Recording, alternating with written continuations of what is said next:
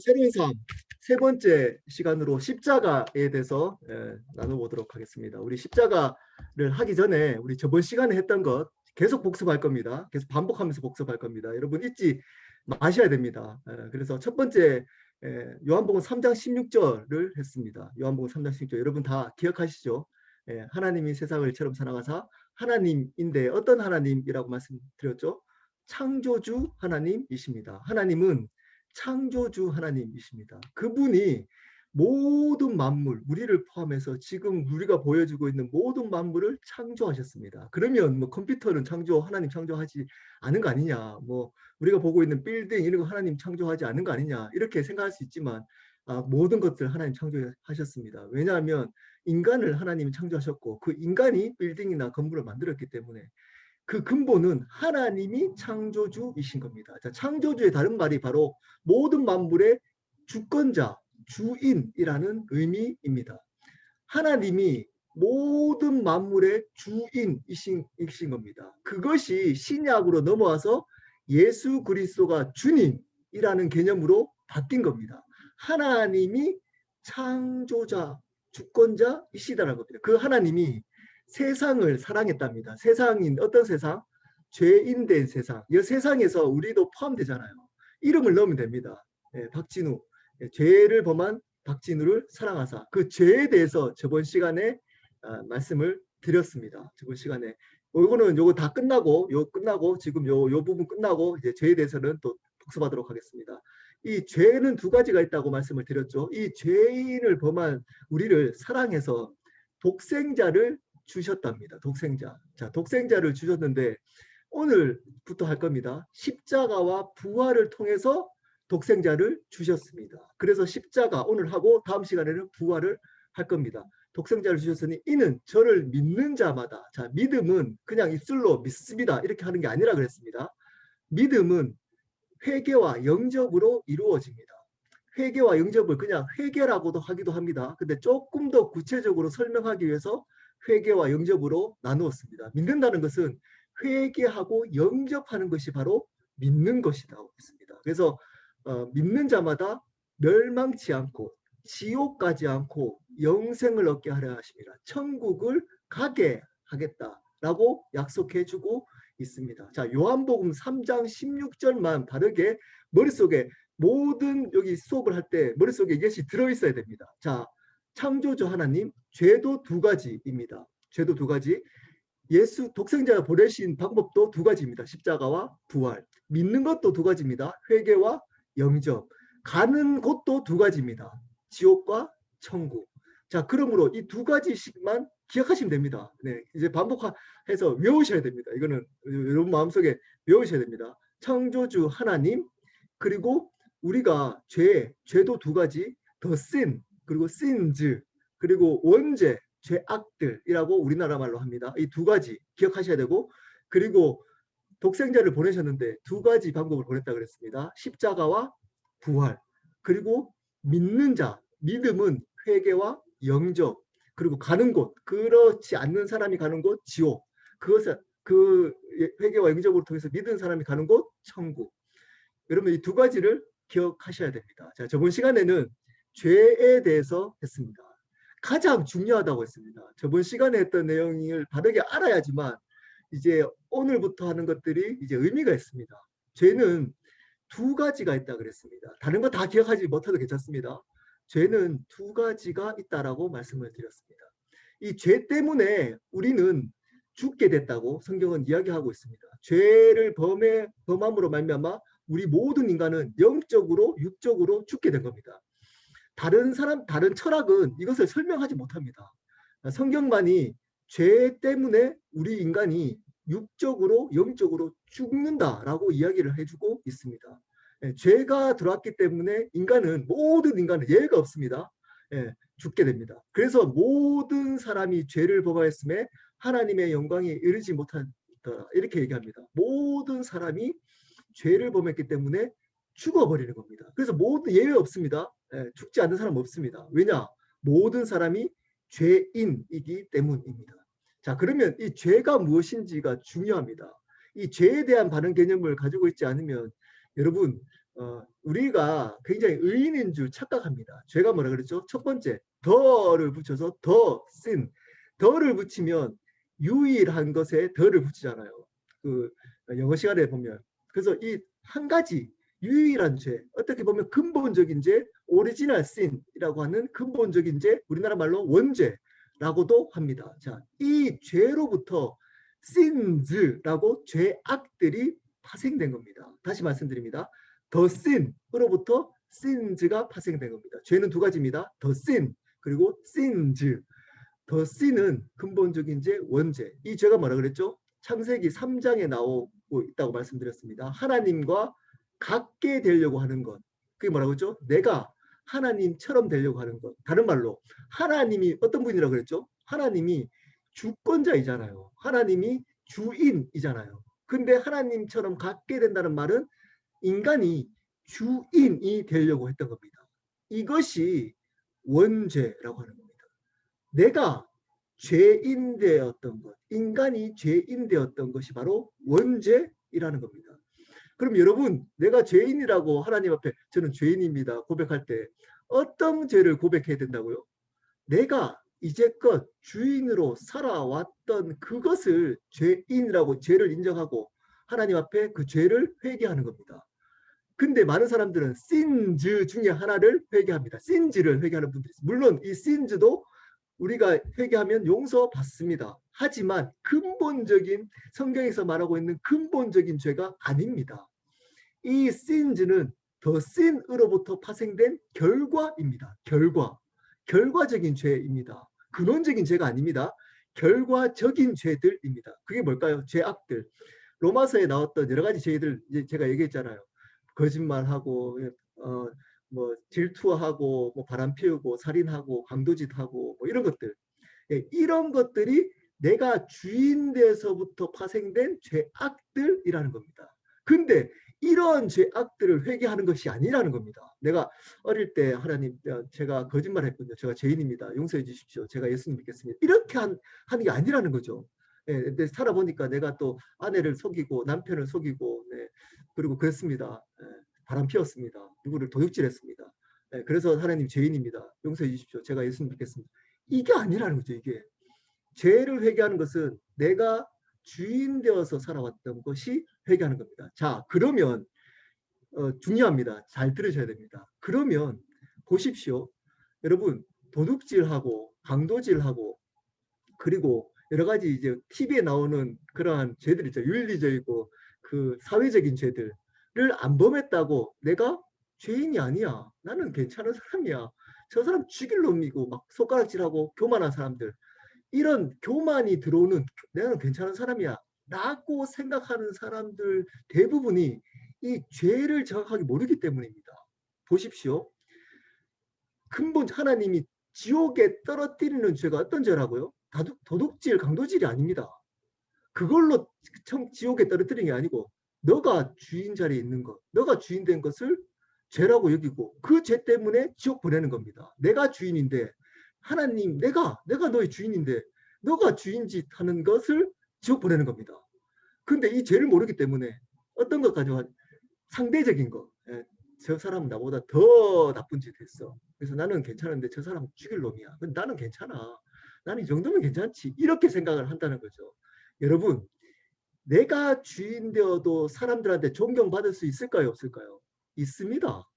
내가 주인 되어도 사회에서 성공할 수 있을까요? 없을까요? 있습니다. 내가 주인 되어도 다른 사람들한테 잘할 수 있을까요? 착한 사람이 될 수 있을까요? 없을까요? 당연히 있습니다. 당연히 있습니다. 내가 주인 되어서 열심히 공부해서 성공할 수 있어요. 내가 주인 되어서. 내가 노력해서 저 사람들한테 존경받게 행동할 수 있어요. 내가 주인 되어서 착한 사람으로 살아갈 수 있어요. 열심히.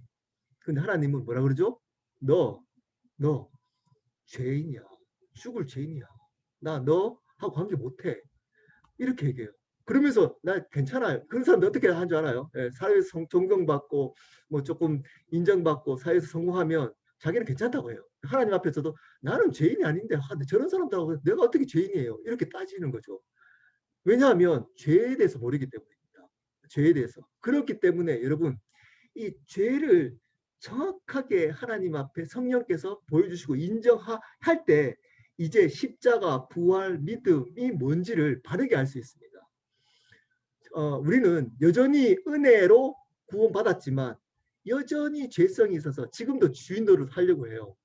지금 이 자리에 앉아 있으면서도 내 머릿속에는 내 생각, 내 방법, 내 인생, 내 신앙, 내 은혜, 내 가정, 내 자녀, 내 배우자라고 주어를 항상 나로 붙입니다. 왜 그럴까요? 죄인이기 때문입니다. 죄인. 이게 성경에서 말하고 있는 죄의 근본적인 죄입니다. 그러면 교회는 어떤 곳일까요? 여러분, 교회는 어떤 곳이 돼야 될까요? 아주 심플합니다. 교회는 하나님을 주인으로 인정하면서 살도록 하는 곳이 교회인 겁니다. 다시 말씀드립니다. 하나님을 그 사람 속에, 그 사람 삶에 주인으로 인정하면서 살도록 하기 위해서 예배하고 성경 공부하고 모임을 하고 거기 봉사도 하고 헌신도 하는 겁니다. 그럴 때에 그분을 주인으로 인정할 때에 하나님의 영광이 그 삶 속에 임하는 겁니다. 근데 보십시오. 어느 순간 교회가 자기가 주인 되도록 하는 것을 격려하기 시작했어요. 열심히 교회 봉사하고 열심히 교회 참석하고 예배 빠지지 않고 열심히 헌신하고 헌금 열심히 헌금하고 목사님 말씀 열심히 순종하고 열심히 해서 이러면 신앙 좋다 이렇게 얘기합니다. 그리고 그렇게 열심히 또 비즈니스하고 해서 성공하면 간증도 시키고 근데 실질적으로 주인이 누구냐? 자, 나. 내가 봉사하고 내가 헌신했는데 나를 인정해 주지 않고 나를 무시하고 저 목사가 나를 무시하고 저 집사가 나를 알아주지 않고 내가 했는데 이 교회가 나를 무시하고 내가 그러다가 교회를 분란시킵니다. 목사도 그렇습니다. 목사도 내가 이 교회를 개척해가지고 내가 이제 교회를 이렇게 세웠는데 어떻게 성도가 나한테 이럴 수 있냐? 내가 그리고 내가 주의 종인데 내가 목사인데 이렇게 하기 시작함으로 말미암아 교회가 교회되지 못하기 시작합니다. 교회는 하나님만 주인, 예수님만 주님으로 고백하도록 만드는 곳이 교회인 겁니다. 모든 것들은 수단으로만 존재해야 되는 겁니다. 목적은 예수 그리스도를 주님으로 고백하도록 만드는 것입니다. 그것이 교회의 본질 중에 본질입니다. 그것을 하기 위해서 이 자리에 있는 겁니다. 우리가 은혜 받기 위해서 이 자리에 있는 게 아닙니다. 우리가 교회에 예배 드리는 것도 우리가 은혜 받기 위해서 예배 드리는 것이 아닙니다. 여러분 큰일 납니다. 그렇게 있으면. 근데 이제 우리 목사님 말씀 은혜 받았어요. 예, 우리 교회 와보십시오. 목사님 설교가 좋아요. 은혜가 돼요. 우리 예배가. 예, 어떤 부분은 맞습니다. 예, 그렇게 해서 처음에 오게 할 수 있습니다. 근데 그게 본질이 아닙니다. 그게 본질이 아닙니다. 그럼 예배 왜 드려야 될까요? 심플하게 대답해야 됩니다. 하나님이 예배의 주인이시기 때문입니다. 그분이 우리 삶의 주인이시기 때문인 겁니다. 그게 본질인 겁니다. 교회 헌금 왜 해야 될까요? 11조 저번에 말씀드렸지만 왜 해야 될까요? 그것이 하나님이 주인이기 때문에 우리의 물건을 하나님께 드리는 겁니다. 그 고백하는 겁니다. 드리면서 11조 드리면서 내가 주인 아닙니다. 물질의 주인 아닙니다. 라고 버리는 겁니다. 물질을 마이너스 시키는 겁니다. 우리의 물질을. 근데 거기에 대고 막 물질을 드리면 하나님이 딜하는 것처럼 30배, 60배 차고 넘치도록 흔들고 채워주시면 하나님이 무슨 이자놀이 하시는 분이십니까? 네. 절대 그렇지 않습니다. 하나님 그런 분은 절대 아닙니다. 근데 그러면 우리 삶을 안 지켜주시냐? 네. 그런 삶을 훨씬 확실하게 지켜주십니다. 주인 되시면. 네. 그런 돈이 없어도 살아갈 수 있도록 만드십니다. 네. 건강이 없어도 행복할 수 있도록 만드십니다. 하나님이. 그 하나님을 바르게 믿으려면 이 죄를 바르게 인식하고 내가 얼마나 죄인인지에 대해서 바른 인식을 가질 때만 그분의 은혜와 십자가와 부활의 은혜가 바르게 들어올 수 있습니다. 또 하면서 또 반복할 겁니다. 이것은 오늘은 십자가입니다. 그 이제 죄를 넘어가서 이제 십자가 그분이 이 죄를 용서하기 위해서 그분이 했던 두 가지 중에 하나 십자가를 하도록 하겠습니다. 우리를 사랑했기 때문에 그랬답니다. 중요한 개념입니다. 하나님이 이렇게 내가 주인 되려고 내 맘대로 살아 하나님 무시하고 필요 없어요. 제가 살 수 있습니다. 내 노력으로, 내 힘으로. 신앙생활도 내 힘으로 하고 하나님 찾는 것도 내 힘으로 찾고 내가 교회 생활도 내가 하고 비즈니스도 내가 하고 우리 가정도 내가 변화시키고 내가 했던 그렇게 했던 죄인을 어떻게 했다고요? 사랑하사. 중요한 겁니다. 하나님이 우리를 사랑하시기 때문에 십자가와 부활을 주신 겁니다. 우리를 믿게 하신 겁니다. 그냥 지옥 가게 하실 수 있는데 하나님이 우리를 구원해 주신 가장 근본적인 이유가 뭐라고요? 사랑 때문이랍니다. 사랑.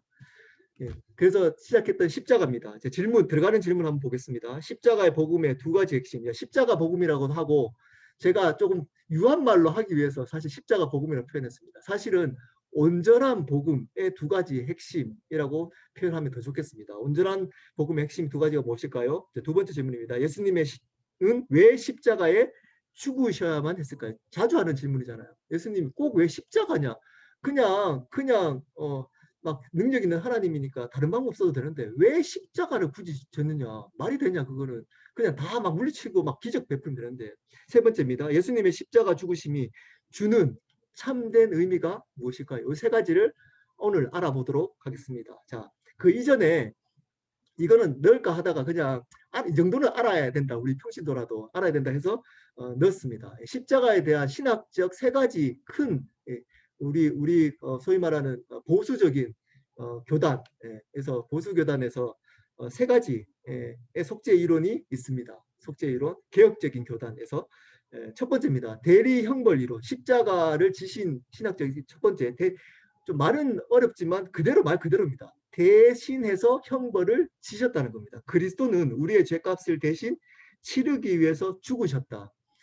우리가 주인 되어서 살려고 했던 그 죄 때문에 하나님을 떠났는데 그 죄를 용서하시기 위해서 십자가 지신 거다. 제일 많이 교회에서 가르치는 이론입니다. 가장 많이 들어요. 그래서 예수님의 십자가는 우리의 죄를 용서하기 위해서 지신 십자가이다. 그래서 십자가의 용서하심, 속죄를 강조합니다. 하나님의 공의와 사랑을 한 번에 주셨다는 것을 강조합니다. 십자가가 우리의 죄를 용서하신 것에 강조점이 있습니다. 자, 두 번째, 이것도 알아두셔야 됩니다. 이것도 꽤 중요한데 강조하지 않습니다. 자, 두 번째, 승리자 그리스도 이론입니다. 말 그대로입니다. 십자가에 지신 예수 그리스도가 모든 사단을 승리하셨다는 겁니다. 자, 성경은 우리가 가지고 있는 모든 문제의 시작을 어디로부터 두죠? 죄. 그리고 이 죄를 붙들게 하는, 죄를 시작하게 만든 존재가 또 있습니다. 누구죠? 사단. 사단이 이 죄를 시작하도록 부추겼습니다. 그러므로 우리의 문제, 우리가 가지고 있는 지금 여러 가지 문제들이 있잖아요. 여러분이 가지고 있는 문제는 두 가지 중에 하나입니다. 사단이 유혹했거나 아니면 죄 때문입니다. 죄로 말미암아 내가 그 죄를 유혹의 결정, 그러니까 나도 포함되어 있죠. 죄는. 그러니까 그렇기 때문에 여러분의 문제가 파생된 겁니다. 하나님을 온전히 믿으면 문제는 파생될 수 없습니다. 하나님이 온전하시기 때문에. 근데 사단과 그 죄가 들어왔기 때문에 문제가 발생된 겁니다. 근데 십자가를 통해서, 이 이론은 십자가를 통해서 그 모든 죄도 있지만 죄만 강조하면 안 된다. 사단이 있지 않냐. 이 그리스도는 사단에게 승리하시도록 죽으셨다는 겁니다. 우리가 지금 있는 문제들이나 넘어지고 죄를 짓는 것도 지금도 누가 유혹할까요? 사단이 유혹하거든요. 여러분은 죄를 처음에 지을 때도 사단이 유혹했고 지금 여러분들이 또 죄를 짓도록 하는 것도 누가 유혹하죠? 사단이 유혹했는데 그것은 이미 십자가에서 예수님이 승리하셨다는 겁니다. 자, 그래서 제가 저번 교회에서 설교한 적이 있습니다. 이걸로. 여러분 이런 인사 많이 들어봤잖아요. 승리하십시오. 저도 그 인사 좋아하거든요. 그 인사 쓰지 말라는 거 아닙니다. 그 인사 써도 됩니다. 근데 다르게 알고 써야 됩니다. 사실은 승리하십시오가 성경적이지 않고 정확한 성경적인 표현은 뭘까요? 승리하십시오입니다. 승리하십시오. 왜냐? 이미 십자가에서 모든 사단의 세력, 죄의 세력부터 승리하셨기 때문입니다. 이미. 그러므로 승리 알고 예수 그리스도 이름으로 사단을 대적하면 사단은 떠나가게 되어져 있습니다. 여러분, 귀신 떠나가는 것을 본 적 있습니까? 저희 아버지도 귀신 떠나가고 예수님 영접하고 제 삶 속에 귀신을 떠나보냈던 귀신을 떠나게 했던 역사가 제 삶 속에 너무 많았습니다. 이것만 간증해도 예, 하루 종일 할 수 있습니다. 이 경험을 얘기해도 귀신은 존재합니다. 실질적으로. 실질적으로 여러분 삶 속에 존재합니다. 가정을 파괴하고 부부관계를 파괴하고 여러분에 있는 죄를 유혹하고 하는 존재는 사단입니다. 사단이 여러분을 유혹합니다. 거기에 여러분의 인격, 자아가 반응하는 겁니다. 그러므로 어떻게 이길 수 있다고요? 예수 그리스도 이 승리를 알고 모르면 못 이겨. 모르면 어떻게 하는 줄 알아요? 내가 어제 죄 지었는데, 내가 어제 나쁜 짓 했는데, 거짓말 했는데, 안 좋은 영상 봤는데, 내가 예수 그리스도 이런 거 대적한다고 사단이 뭐 떠나갈까? 그래서 대적을 못 해요. 상관없습니다. 승리는 여러분이 거룩함을 통해서 승리가 이루어진 게 아닙니다. 여러분이 거룩하기 때문에 승리가 십자가에 예수님이 돌아가신 것을 믿음으로 승리한 겁니다. 그것을 믿고 예수 그리스도 이름으로 사단을 대적하면 여러분 사단은 떠나갑니다. 그 경험을 하셔야 돼요. 기도할 때도 그러므로 반드시 대적 기도를 하셔야 됩니다. 기도를 방해하거든요. 여러분 가정에 있었던 어떤 넓은 생각 속에 나쁜 생각 주는 때 어떻게 해야 된다고? 내가 나사렛 예수 그리스도 이름으로 명하노니 승리하신 예수 그리스도 이름으로 선포한다. 내 생각 가운데 죄를 짓게 하고 나쁘게 하고 나를 정죄하게 하고 계속 감정적으로 힘들게 하는 사단은 떠나갈지어다. 어떨 때 언제까지 대적해야 된다고? 떠나갈 때까지. 대적하면 떠나갑니다. 사단은 절대 우리를 건드릴 수 없습니다. 유혹할 수 있지만 우리를 건드릴 수 없습니다. 건드릴 수 없습니다. 마지막입니다. 이론 도덕적 통치 이론. 네, 이거는 사실은 어떻게 보면 보수적인 교단에서는 잘 받아들이지 않지만 자유주의 쪽 사회 참여를 강조하는 교단에서는 이 이론도 강조합니다. 함께.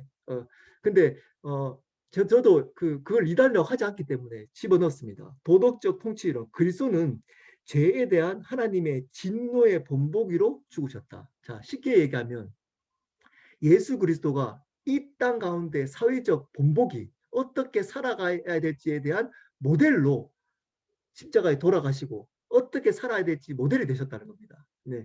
그래서 여기 이 이론에서는 어떤 걸 강조하냐면 예수님이 십자가의 죄를 위해서 돌아가신 것은 이 땅 가운데 죄를 짓지 않고 잘 살아갈 수 있는 모델로서 돌아가셨다라는 겁니다. 그렇기 때문에 뭘 강조할까요? 이 땅에서 도덕적인 삶, 네, 사람들한테 모범적인 삶, 사람들이 보기에 모델이 되는 삶을 강조합니다. 그래서 그 삶을 살아가려고 노력합니다. 사회적으로 잘못된 것을 바꾸려고 하고 자연적인 부분들 문제가 있으면 자연을 훼손시키는 것들을 유지시키려고 하고 이런 일을 합니다.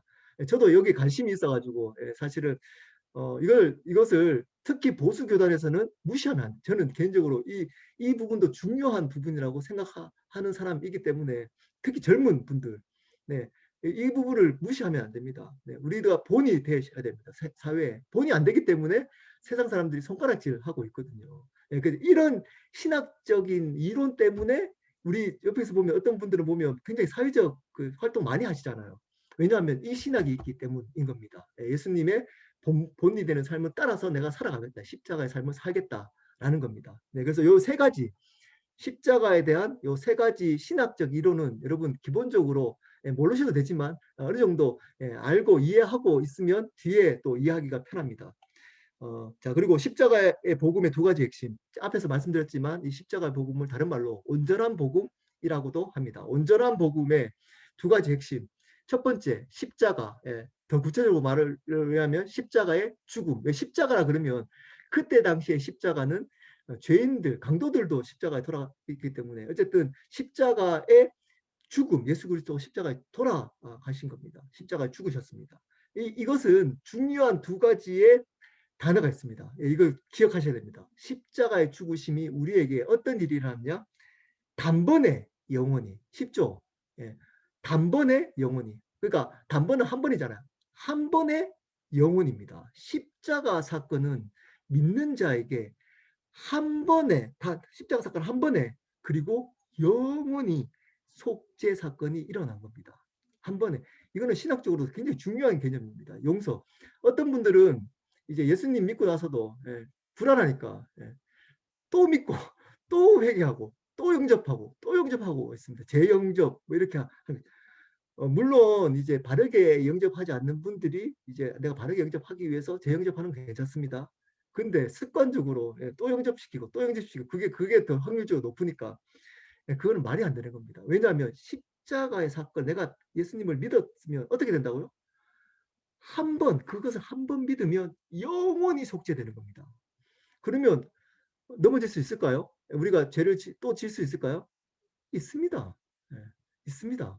예수님을 믿는데 그 다음날 내가 예수님을 어, 주인으로 영접합니다 했는데 그리고 고백하고 한 1분 뒤에 죄를 범할 수도 있습니다. 아내가 옆에서 뭐 하고 있는데 그리고 화짝 내면 왜 지금 기도하고 있잖아. 그리고 화내면서 싸울 수 있습니다. 네.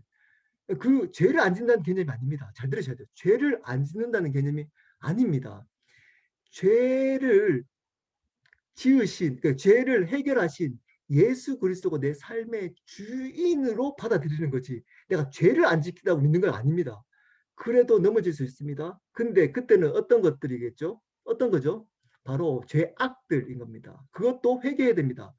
몸을 목욕을 하고 나서 발은 씻어야 된다라고 성경은 복음서 예수님이 얘기하셨습니다. 그래서 그 죄들 우리가 또 죄를 범할 수 있거든요. 그 죄는 계속 회개해야 됩니다. 하지만 우리가 가지고 있는 근본적인 죄는 내가 예수님을 바르게 영접했다면 그 한 번에 영원히 속죄받는 겁니다. 그러므로 여기도 신학적인 또 뭐 논란이 있지만 그러므로 구원은 탈락되지 않습니다. 구원은 탈락되지 않습니다. 뭐 구원 탈락에 대해서 얘기하는 교단이 있거든요. 뭐 거기서도 이단이라고 하지 않지만 제가 본 그 성경 안에서는 구원은 탈락될 수 없습니다. 바르게 영접했다면 처음부터 예수님을 바르게 영접하지 못했기 때문입니다. 영접했다면 구원은 탈락되지 않습니다. 왜냐하면 영접 바르게 하면 성령님이 계시면 성령님이 구원을 이루어 가시는 내가 구원을 이루는 게 아니고 내 노력으로 성령께서 구원을 이루시는 분이십니다. 성령님 누구시죠? 하나님이십니다. 하나님 어떤 분이죠? 완전한 분이십니다. 그러므로 그 완전한 분이 구원을 이루어 가시는데 에베소서 우리 설교 들을 때 들었잖아요. 구원을 어떻게 주신 거라고요? 하나님이 계획하시고 성령님이 마음 그러니까 예수님이 이루시고 그리고 성령께서 인치셨다. 성삼위 하나님이 온전하게 구원을 주신 겁니다. 그러므로 이 온전한 구원이 탈락된다는 말은 성삼위 하나님이 온전하지 않다는 이야기가 될 수 있기 때문입니다. 그러므로 구원은 우리가 바르게 예수님을 영접했다면 구원은 탈락되지 않습니다. 여기에 대해서 만약에 어떤 교단에서 저한테 얘기한다면 저는 그래서 좀 조심하셔야 됩니다. 구원에 대해서 얘기할 때. 여러분 구원을 바르게 영접을 하시는 것이 그래서 중요합니다. 오늘 같은 이런 새로운 삶이. 자, 두 번째입니다. 부활은 너무 교회에서 강조를 안 한 주제 중에 또 하나입니다. 부활. 부활은 보십시오. 십자가 예수님이 돌아가셨어요. 그러면 그분이 하나님인지 아닌지 어떻게 증명하나요? 십자가는 그때 당시에 앞에서도 말씀드렸지만 가장 극악무도한 사람을 죽였던 형틀입니다. 형틀. 거기에서 십자가에 예수님 돌아가셨어요. 근데 죽고 나서 나는 하나님이야. 하나님. 아니, 그걸 어떻게 증명해요? 옆에 강도들도 십자가 죽었는데 십자가에만 죽으면 다 하나님인가요? 그래서 십자가를만 강조하면 큰일 납니다. 왜냐하면 그분이 하나님이심을 증명한 사건이 뭐라고요? 부활이기 때문입니다. 부활. 십자가에 강도는 그냥 죽어버렸는데 예수님은 3일 만에 어떻게 했죠? 부활하심으로 십자가의 속죄 사건을 확증한 겁니다. 다시 말씀드립니다. 십자가에 돌아가신 그 사건이 그냥 극악무도한 죄인이 죽은 사건이 아니고 그 사건이 하나님이 죽어서 우리의 죄를 용서한 사건이 되었던 그것을 되었던 것이 아니고 그것을 확증시켜줬던 사건이 뭐라고요? 바로 3일 만에 그 예수 그리스도가 부활한 사건입니다. 이 부활은 다음 시간에 자세히 할 겁니다. 이 부활은 이미 역사적 세상에 있는 역사에서도 인정할 수밖에 없는 사건입니다. 부활. 그리고 사도행전에 그 제자들이 부활을 전했습니다. 예수님이 부활하셨어. 그분이 부활하셨어. 이 말이 뭘까요? 그분이 하나님이야. 그분이 하나님은 뭐라 그랬죠? 주권자, 너의 주인이야. 이 얘기를 전했습니다. 사도행전은. 자, 그러므로 이 십자가와 부활을 바르게 받아들이고 이해할 때 우리는 온전한 다다음 시간에 하는 믿음을 믿을 수 있는 겁니다. 영접을 할 수 있는 겁니다. 자, 오늘은 십자가에 대해서 한번 해보도록 하겠습니다. 십자가. 자, 십자가의 죽음의 이유. 왜 예수님은 하필이면 십자가에 돌아가셔야 되는가? 하나님이면 기적과 이적을 베풀면 사람들이 와, 하나님이네? 이렇게 할 수 있는데 왜 하필이면 가장 비참한 십자가에 돌아가셨을까? 그것을 알기 전에 우리 구약의 5대 제사 잠깐 그냥 쭉쭉쭉 넘어가도록 하겠습니다. 5가지 제사가 있습니다. 번제가 있습니다. 태워서 드리는 제사입니다. 하나님과 관계의 헌신, 유지를 결단할 때 했던 제사입니다. 레위 조금 전에 말씀도 이렇게 적어놨죠. 한번 나중에 한번 시간 되시면 한번 찾아보시기 바랍니다. 그리고 소제, 이것은 피가 없습니다. 이제 번제는 태워서 드리기 때문에 피가 있죠. 근데 이 소제는 이제 공물을 드리는 제사입니다. 하나님께 대한 감사에 대한 포커스가 있습니다. 세 번째, 화목제. 하나님과 사람의 사이에서 화평이 무너졌을 때, 내가 하나님 관계에서도 뭐 조금 뭐 꺼리낌이 있거나 뭔가 조금 내가 하나님 관계가 조금 소홀하다고 있을 때 이제 드렸던 제사입니다. 화목제. 그리고 속건제. 하나님의 계명을 어기거나 이웃 간의 관계에 있어서 잘못했을 때 드렸던 제사입니다. 자, 여러분 여기서 여기는 그냥 십자가 상관없지만 중요한 것 하나를 말씀 하나 드리겠습니다. 자, 5대 제사를 이해해야지 용서를 바르게 이해할 수 있습니다. 용서. 어떤 사람들은 용서 그러면 이렇게 얘기하잖아요. 나 하나님 앞에서만 용서했으면 됐지 뭐. 그리고 저 사람은 용서해 준 적이 없는데 자기는 하나님께 용서받았다고 괜찮다는 거예요. 사람한테 상처 줘놓고 나는 하나님께 잘못했습니다 했기 때문에 괜찮다는 거예요. 자유했다. 나는 그 사람은 아파가지고 막 있는데 바른 용서일까요? 아닙니다. 성경에서 가르쳐주는 바른 용서가 절대 아닙니다. 하나님 앞에만 용서 구해서 됐다라고 성경은 가르친 적 없습니다. 용서 구할 때. 왜냐? 속건제가 있잖아요. 속건제. 제사 중에 속건제가 뭐죠? 이웃 간에 손해를 жил을 때 하나님께 제사 드리라 그래요. 이웃에서 상처 주거나 문제가 일으키거나 손해를 끼쳤을 때 그 사람한테도 그러니까 하나님께 드리고 또 속건제는 뭐냐면 그 사람에게도 갚아줘야 돼요. 하나님께 제사 드리고 또 그 사람에게도 갚아줘야 돼요. 그게 온전한 용서라는 겁니다. 용서. 하나님 용서 줄 때 그냥 나한테만 뭐 아니고 그 사람에게 상처 줬던 그대로 갚아주라는 겁니다. 심지어 어떻게 얘기하냐면 도둑질하면 손가락을 자르라고 하고 눈 빼라고도 합니다. 구약에는. 그 정도가 아니더라도 왜 그런 얘기까지 했을까 극단적으로? 그 말이 뭘까요? 용서는 하나님께만 하는 게 아니라는 겁니다.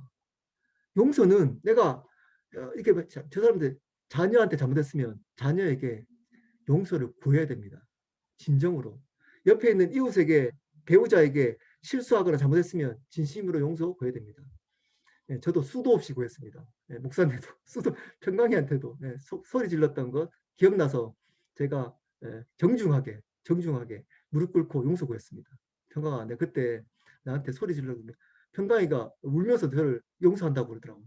저도 울었지만 하여튼 하나님은 그럴 때 우리를 온전히 용서할 수 있는 겁니다.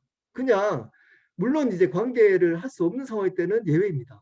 그렇지만 옆에 있는 사람들이 다 옆에 있는데 내가 그냥 자존심 때문에 내가 그냥 뭐 하나님께 용서했어 됐어 뭐 하나님께만 하면 되지 이런 사람 있잖아요. 하나님은 잘 들으십시오. 하나님의 관계는 반드시 십자가가 온전한 겁니다. 십자가. 하나님과 이웃 함께 되어야 하는 겁니다. 그게 바른 용서고 바른 관계입니다. 이것이 제사를 통해서 가르쳐주고 있습니다. 자, 십자가 왜 죽어 십자가에 돌아가셔야 될까요? 이제 제사를 통해서 알아보도록 하겠습니다. 자, 여기 보면 속죄제가 있잖아요. 속죄를 하기 위해서는 어떻게 해야 되죠? 동물의 피를 드려야 되는 겁니다. 자, 하나님이 만드신 방법입니다. 스스로 하나님 스스로가 이렇게 이렇게 이렇게 해야 돼. 나한테 나올 때는 이렇게 문제 될 때는 나한테 이렇게 이렇게 해야 되는 거야 라고 하나님이 스스로 정한 법칙입니다. 율법입니다. 하나님은 말한 것에 대해서 지키시는 분이십니다. 신실하신 분이십니다. 하나님이 만드신 법은 하나님 스스로 어기지 않습니다. 무너뜨리지 않습니다. 하나님이 심판하겠다 그러면 심판하십니다. 지옥 보내겠다 그러면 지옥 보냅니다. 네, 하나님이 어떤 것들을 이렇게 이렇게 해야겠다라고 하면 스스로 그것을 없애지 않는다는 겁니다. 그래서 하나님이 제사, 죄를 지으면 죄인을 지으면 나한테 나올 때는 뭐를 필요로 한다고요? 피를 흘려야 된다라고 했습니다. 예, 구약에 그것을 하나님은 법칙으로 스스로 만드신 겁니다. 그래서 히브리서 9장 22절에 이렇게 표현합니다. 율법을 따라 거의 모든 물건이 피로써 정결하게 되나니 피 흘림이 없은즉 사함이 없느니라. 자, 피 흘림이 없은즉 사함이 없느니라. 레위기 4장 1절부터 5절 그리고 13절, 6장 24절부터 30절에도 동일하게 이 얘기를 하고 있습니다. 피 흘림이 없이는 용서함이 없다. 우리를 용서하기 위해서는 뭐가 있어야 된다고요? 피 흘림이 있어야 된다는 겁니다. 누구의 피가 있어야 된다. 그래서 여러분 찬송가를 보면 이것 때문에 보혈의 피, 주의 보혈 능력이 있도다 라고 피를 찬양하는 겁니다. 보혈의 피.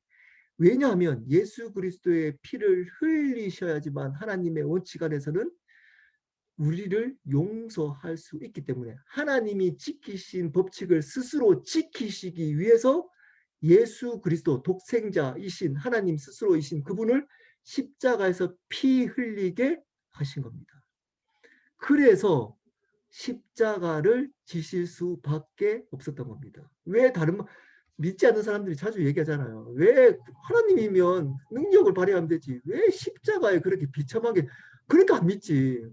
그거 거기에 그렇게 돌아가는 사람은 어떻게 믿어? 왜 그렇게 했다고요? 하나님이 만드신 피 흘림 사함의 법칙을 지키시기 위한 것입니다. 하나님의 공의를 지키기 위함인 겁니다. 중요합니다. 기억하십시오. 이것이 십자가를 지신 이유입니다. 자, 두 번째, 예수님께서 친히 십자가에서 피 흘리심으로 영원한 희생제물이 되셨습니다.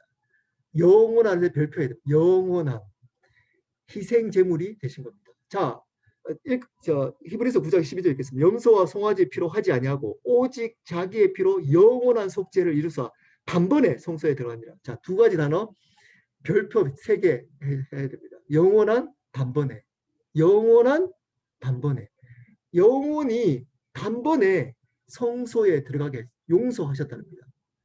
자, 왜 영원한 속죄가 될까요? 예수님이 죽으신. 이 논리적으로도 아주 심플하지 않습니까? 예수님이 누구시죠? 하나님이시기 때문입니다. 하나님은 어떤 분이시죠?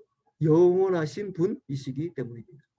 그분이 십자가에 죽으시면 그분이 영원하시기 때문에 그분의 용서도 우리를 향한 용서도 어떻죠?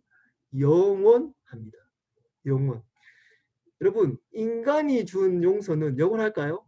영원하지 않습니다. 영원하지 않습니다. 근데 하나님 스스로가 십자가에 돌아서 피 흘리셨던 용서는 영원합니다. 왜냐?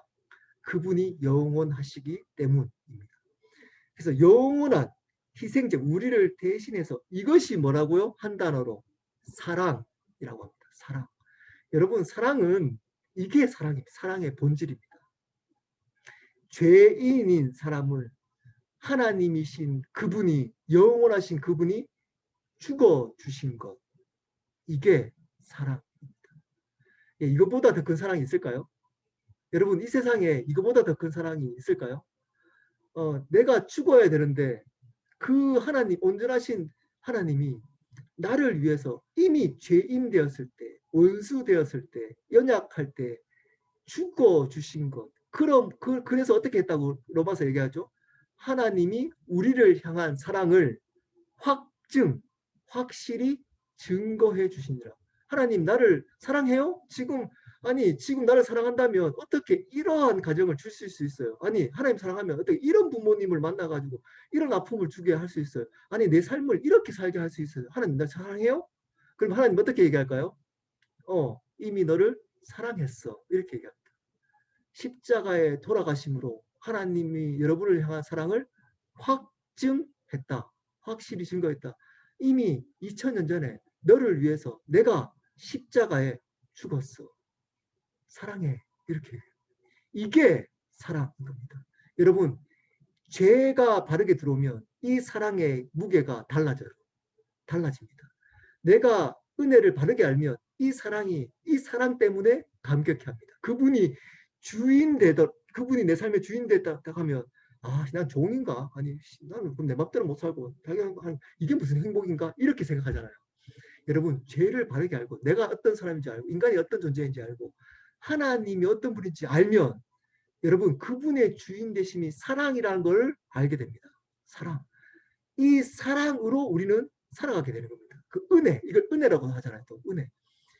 이게 사랑인 겁니다. 우리를 위해서 죽어주신 십자가의 사건. 이것이 사랑인 겁니다. 자, 십자가의 죽음의 의미 두 가지, 마지막으로 두 가지 하도록 하겠습니다. 로마서 3장 23절부터 26절 제가 같이 한번 볼까요? 3장 23절부터 26절 혹시 성경책 가지고 계시면 23절부터 읽겠습니다. 유명한 구절이죠. 모든 사람이 죄를 범하였음에 하나님의 영광이 이르지 못하더라. 모든 사람이 죄를 범했답니다. 죄인이라는 겁니다. 모든 사람이. 상대적이지 않습니다. 어떤 죄라고요? 내가 주인 되어서, 인간은 내가 주인 되어서 살아간답니다. 어린아이를 보면 알 수 있습니다. 여러분, 갓난아기가 자기 중심 배려하는 거 봤습니까? 태어나자마자 뭐 엄마 부모 힘들다고 안 울고 이런 거 봤습니까? 자기 중심입니다. 내 중심. 그래서 영광이 이르지 못하는 24절 그리스도 예수 안에 있는 속량으로 말미암아 하나님의 은혜로 값없이 의롭다 하심을 얻은 자 되었다. 자, 하나님 십자가 사건은 하나님의 은혜의 사건인 겁니다. 하나님의 사랑과 은혜를 보여주기 위한, 보십시오. 그 완전하고 온전한 그분이 우리를 값없이, 우리의 행위가 아닙니다. 우리가 노력해가지고 뭐 이게, 그래서 신앙의 본질은 행위가 아니에요. 열심히 뭐 교회 봉사해라, 열심히 헌금해라, 열심히 뭐 예배 참석해라, 열심히 성경, 이게 아니에요. 이게 본질이 아닙니다. 그걸 강조하면 안 되는 겁니다. 뭐 그거 안 하겠다는 거 아닙니다. 그 얘기 안 하겠다는 거 아닙니다. 오해하지 마십시오. 근데 그거 이전에 강조해야 될 게 있습니다. 그게 뭐죠? 은혜입니다. 은혜. 내 안에 그 하나님의 사랑과 은혜가 들어와야지 이 행위가 되어질 수 있도록 하는 겁니다. 값없이 우리의 행위로 주어진 게 아니고 값없이 은혜로 주어진 겁니다. 그래서 십자가는 뭐라고요? 하나님의 은혜의 사건입니다. 온전한 은혜, 대속의 은혜, 우리를 대속하는 은혜, 대신 죽어진 속량이라고 하잖아요. 속량. 속량이 뭘까요? 대신 우리 죄를 감당한 겁니다. 감당. 대속의 은혜의 사건입니다. 자, 그리고 한 가지 더 있습니다. 25절. 이 예수를 하나님이 그의 피로 믿음으로 말미암아 화목 제물로 세우셨으니 이는 이유입니다. 하나님께서 길이 참으시는 중에 전에 지었던 죄를 간과하심으로, 자, 중요한 단어가 나옵니다. 자기의 의로우심을 나타내려 하심이니, 자기의 의로우심을 나타내려 하십니다. 앞에서 제가 말씀드렸잖아요. 하나님이 만드신 법칙, 공의, 하나님이 말씀하신 것에 대해서 지키시는 것, 이게 공입니다. 하나님이 말씀하신 것에 대해서 지키는 것, 이게 공입니다. 그분의 의로심, 나는 의로워, 나는 거짓말하지 않아, 나는 신실해, 나는 흠이 없어. 그것을 지키시기 위해서 십자가 사건을 줬답니다. 다른 말로 뭐죠? 하나님의 공의를 이루신 사건인 겁니다. 이 두 가지입니다. 십자가 사건은 바로 하나님이 우리를 향한 은혜, 사랑을 증명한 사건. 두 번째, 그분의 의로우심, 하나님의 공의를 증명한 사건입니다. 자, 하나님이 의로우시고, 자, 거기에 그치면 안 됩니다. 하나님이 스스로 의로우심을 했기 때문에, 뭐, 그럼 하나님 의로운 걸로 인정한다. 근데 26절 보십시오. 26절. 곧 이때 자기의 의로우심을 나타내사 자기도 의로우시며 예수를 믿는 자를 의롭다 하려 하심이라. 자, 두 가지가 있습니다. 여기 의롭다 하심은 두 가지 의미가 있습니다. 첫 번째는 예수 그리스도를 믿음으로 말미암아 칭의라고 합니다. 이거를 의롭다, 칭의, 예수 그리스도를 믿음으로 말미암아 은혜로 구원받은 사건을 말합니다. 의롭게 된 것, 예수 그리스도를 믿음으로 내가 구원받은 사건. 그리고 두 번째는 그분을 닮아가는 삶을 얘기합니다. 의롭게 하려 하시. 내가 하나님의 내가 공의를 지키는 이유는 나를 나타내기도 하지만 의로움은 두 번째는 너도 나같이 의로워야 돼. 이겁니다. 너도 나같이 의로운 삶을 살아가야 돼. 라는 겁니다. 이게 간과됐습니다. 예, 어느 순간 교회에서 하나님의 은혜 그래서 뭐 죄만 지으면 회개하면 되죠. 그래서 용서 이것만 얘기하고 하나님은 반드시 기억하십시오. 말씀한 것에 대해서 지키시는 분이십니다. 다르게 말하면 하나님 이렇게 얘기했습니다. 너희는 심은 대로 거둘 거야. 너가 죄를 지으면 거기에 대한 대가 지불을 하게 될 거야. 반드시. 그러면 어떻게 될까요? 여러분이 죄를 지으면 반드시 거기에 대한 대가 지불을 하게 되어 있습니다. 그런데 그럼에도 불구하고 여전히 아들로서 인정하는 게 은혜이지. 은혜이지. 그거를 그냥 넘어가는 게 은혜가 아닙니다. 다시 말씀드립니다. 죄를 지으면 그 죄에 대해서 내가 대가 지불을 하더라도 여전히 아들로서 외면하지 않고 받아주는 것이 은혜이지 사랑이지. 그거를 죄를 지었는데도 괜찮아 넘어가. 성경은 한 번도 그런 적이 없습니다. 없습니다. 여러분 넘어간 적이 없습니다. 하나님은 왜냐? 어떤 분이시죠? 공의로운 하나님, 의로우신 하나님이시기 때문입니다. 그분은 공의, 십자가의 사건을 통해서 그분의 의로우심을 지키기 위해서 스스로 죽으시기까지 했던 분이십니다. 근데 그분이 여러분 말을 바꾸실까요? 여러분 사랑도 중요하지만 그분의 의로우심도 그분은 중요합니다. 왜냐? 그렇게 말했는데 넘어가면 말을 지키지 않는 거잖아요.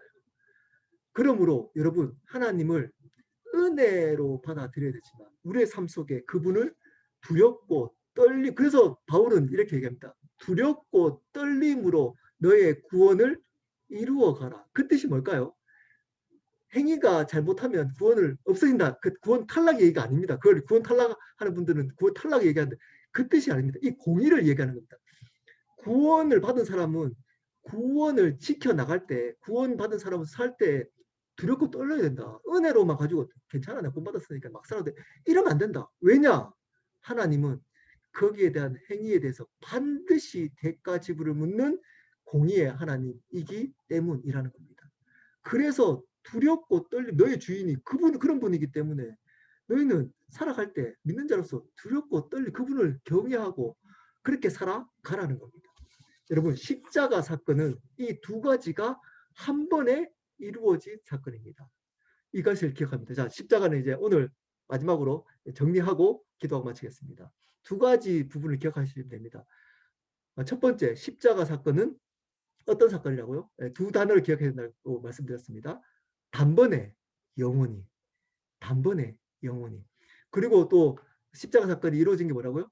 하나님의 사랑, 은혜와 그리고 공의 같이 이루어진 사건입니다. 은혜만 있는 게 아닙니다. 울기만 하면 안 됩니다. 울고만 있으면 안 됩니다. 십자가 보면서 울고만 있으면 안 됩니다. 어떻게 되죠? 주먹도 쥐어야 됩니다. 주먹도 쥐고 살아야 됩니다. 내가 잘 살아야지. 내가 하나님 성령님 도와주십시오. 내가 그분의 의로우심 그분을 드러내기 위해서 내가 잘 살아야 이다도 십자가 안에 포함되어져 있다는 겁니다. 그리고 참가로 이거는 뭐 잊어도 되고 안 잊어도 됩니다. 또 한 가지 더 기억할 것은 이론 십자가 이론 예수 그리스도가 십자가의 속죄뿐만 아니라 모든 사단의 세력에 대해서도 승리하셨다. 그래서 예수 그리스도 이름으로 선포할 때 사단의 역사는 떠나가게 되어 있다라는 것입니다. 요 세 가지를 기억하시면 됩니다. 네, 우리 기도하고 마치도록 하겠습니다. 자, 오늘 십자가입니다. 다음 시간에도 부활을 하겠습니다. 오늘 십자가 했던 것 중에 성령께서 여러분 가운데 어떤 마음을 주셨다면 그것을 좀 기도했으면 좋겠습니다. 십자가를 붙들고 삶을 살아갈 수 있도록 하나님 이 십자가가 우리의 삶, 우리의 심령 속에 날마다 있을 수 있도록 그리고 그거 되려면 내가 얼마나 죄인인지 여전히 죄인인지 그 죄인을 살려주신 은혜 그리고 그 은혜이신 그분이 의로웠기 때문에 내가 의로운 삶을 같이 살아가도록 만들었던 그 십자가가 내 삶 속에 있으므로 우리가 십자가의 삶을 살아가는 자가 될 수 있도록 우리 함께 기도하고 제가 마친 기도하고 마치도록 하겠습니다. 우리 함께 기도하도록 하겠습니다. 기도하시겠습니다.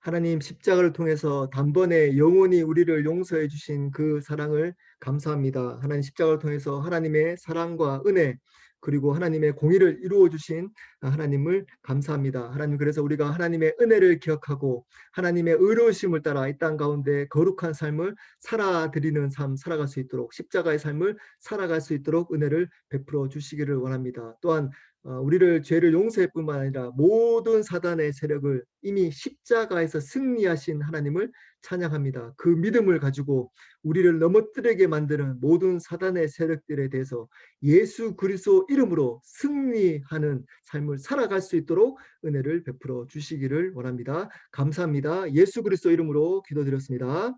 아멘. 네, 또 잘 지내셨다가 또 내일 또 예배 때 뵙도록 하겠습니다. 우리 또 부모 모임 네, 6시 반 오늘 저녁 부모 모임 때 또 뵙도록 하겠습니다. 네.